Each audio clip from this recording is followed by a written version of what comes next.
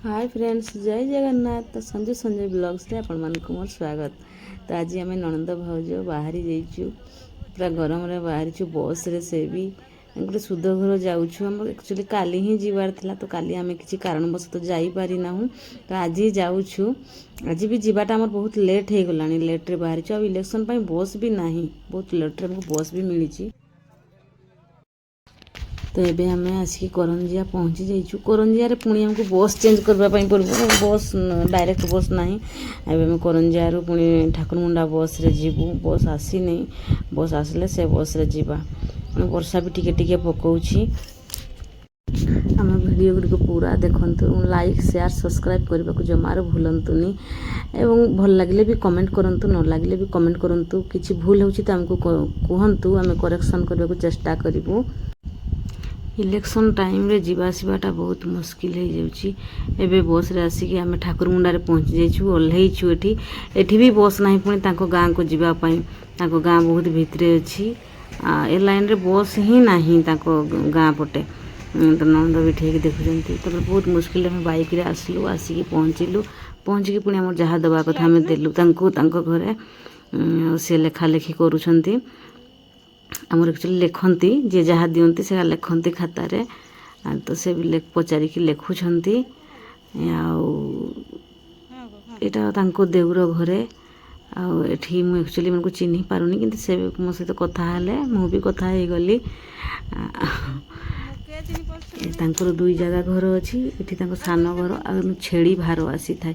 देखो छेड़ी भार आसी माने झील मैंने जो झील झियारी भाणीजी एम सब भार आनी था सुद घरे।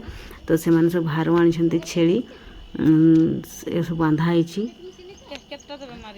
आबे खाइबापी हाथ धुआ हो, सब धुआ धुई चलती। खाइबा भी आरंभ हो जाइए। 4टा कि 3टा बोधे हो, 3टा। तो खाइबा भी आरंभ हो जाइए। तो आम भी हाथ हाथ धोईकी, मो ननंद हाथ धोउछंती। हाथ धोईकी एबे बसबू। सेटा भी मो ननंद घर ही जाइछु, सुद घर जोटा में आसीचु मो ननंद घर ही। मो पिउसी शाशुंक झील, तांकर ससुर डेथ करिसंती।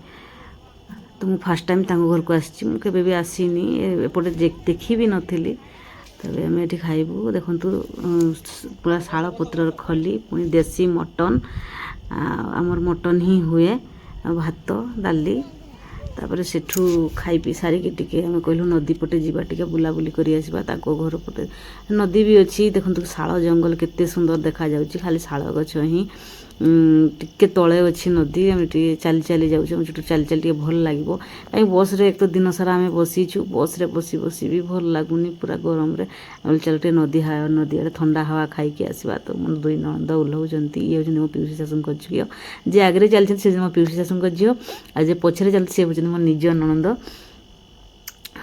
आम ए चलू नदी। तांको नदी देखंतु, नदी रे पानी जाऊनी, सब जमा होइकी रही। एपटे देखते केमती